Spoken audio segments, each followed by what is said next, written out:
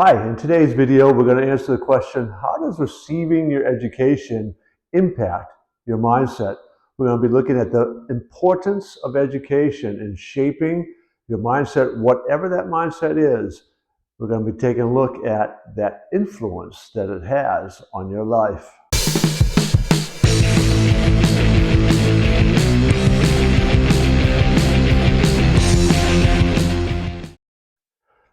Hi, the first part of this video, we're going to kind of unpack the principles behind what constitutes a good education. Second, we'll be talking about critical thinking and how critical thinking plays into what a good education is. The third part, we'll be talking about self-efficacy and confidence.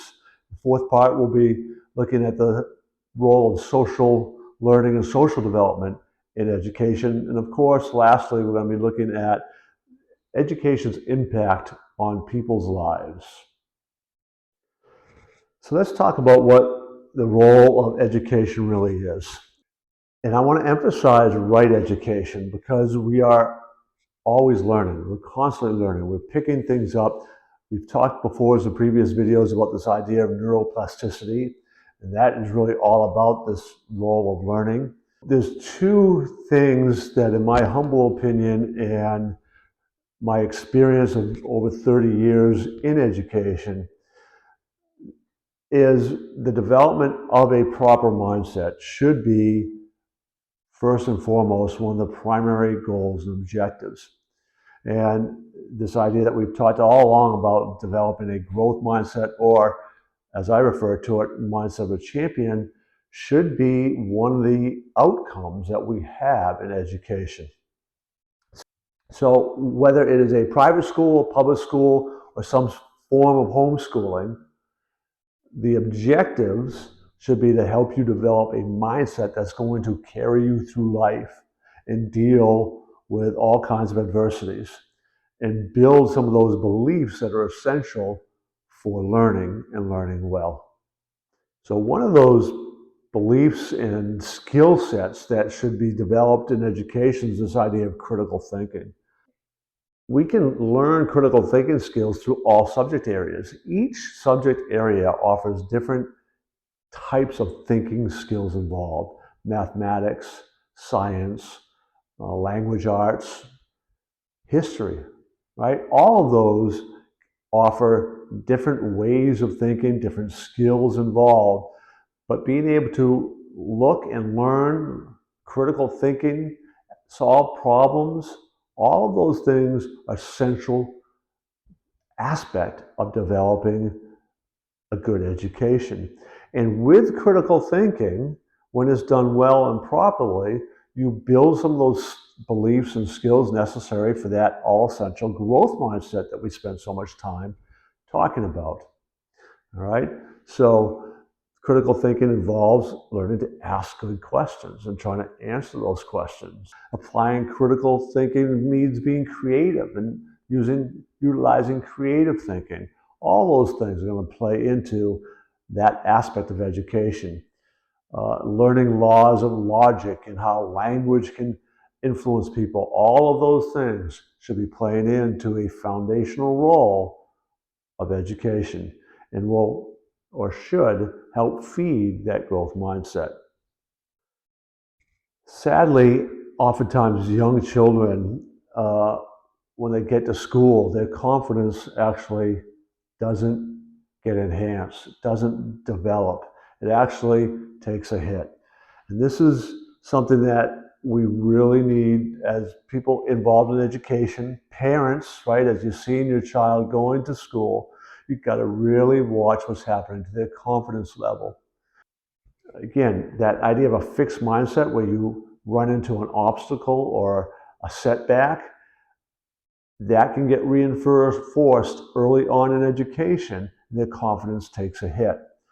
So we always have to be looking for how to boost the confidence, get them in success loops, keep building those success loops, even when it's done outside their natural learning style or methodology. One of the other areas that can really influence this negative mindset is a social development, right? So when you have students who don't fit the norm, think outside the box, are a little bit different in how they present, don't have all those same social skills early on, it is really, really important for us to watch that and really work with the student and obviously other students, right? The other students must learn how to be respectful, how to be tolerant of different people's viewpoints. They need to learn uh, that some of the mean things, dumb things, stupid things kids do and say, they've got to learn that that's not okay. But the other students, right? They need to learn how to develop those social skills. They need to learn how to interact. They need to learn how to deal with people who say dumb, stupid, mean things. So a good education is going to be working on the mindset of all of them. And part of that mindset I talk about a lot is this mindset of love, which is an understanding of the characteristics that really make up that true leadership is really built on. And those are the characteristics that we want to help develop in all our students, in all our young people. So let's take a look at two real life examples of people who pursued education, pursued it when it didn't come necessarily easy, but they knew the value of that education and its importance in reaching their goals or outcomes, what they really hope to accomplish. And that education that these two people got included all that typical critical thinking and the math and all those kind of thinking skills that come from the different subjects, but it also included that mindset training. And that was generally more subtle back when these two gentlemen were going to school. The first one was Frederick Douglass, who was born into slavery, right? So you know that whatever education that he really got, he pursued on his own. When he earned his freedom, he kept pursuing education. He became a leading abolitionist in the mid-1800s through the Civil War. Frederick Douglass was able to talk with presidents, leaders from all over, from all walks of life. He earned their respect, and education was hugely important to him, and he even founded some schools.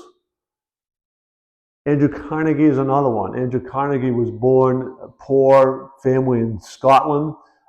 They moved to the United States when he was just a young boy, but he also knew the value of education, and it was constantly pursuing that education, whether it was formally through schools or informally through mentorships and you know, putting himself in a position where he was constantly seeking.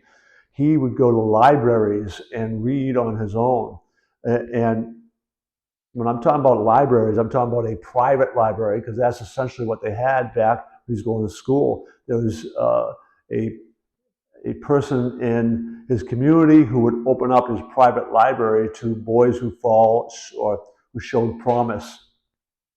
So when Andrew Carnegie got his first break and was working for somebody of means, he showed this desire to learn, he showed this curiosity, and people respected that. And they said, oh, we need to watch this young man. And he worked his way through up industry and became, well, the Andrew Carnegie of U.S. Steel fame, right? Andrew Carnegie was one of the richest men to live. He also was one of the greatest philanthropists of all times, and he didn't forget his roots of wanting to learn and the value of education. So things like Carnegie Mellon University and the Carnegie libraries. He funded libraries all over the world. So he spent his fortune trying to help other people gain access to education, because that's how much he realized how important it would be for people to achieve their dreams, their desires, and their goals in life. I encourage you to subscribe to our channel and check out our other videos. In particular, you might want to check out the video, how to help somebody with a negative mindset.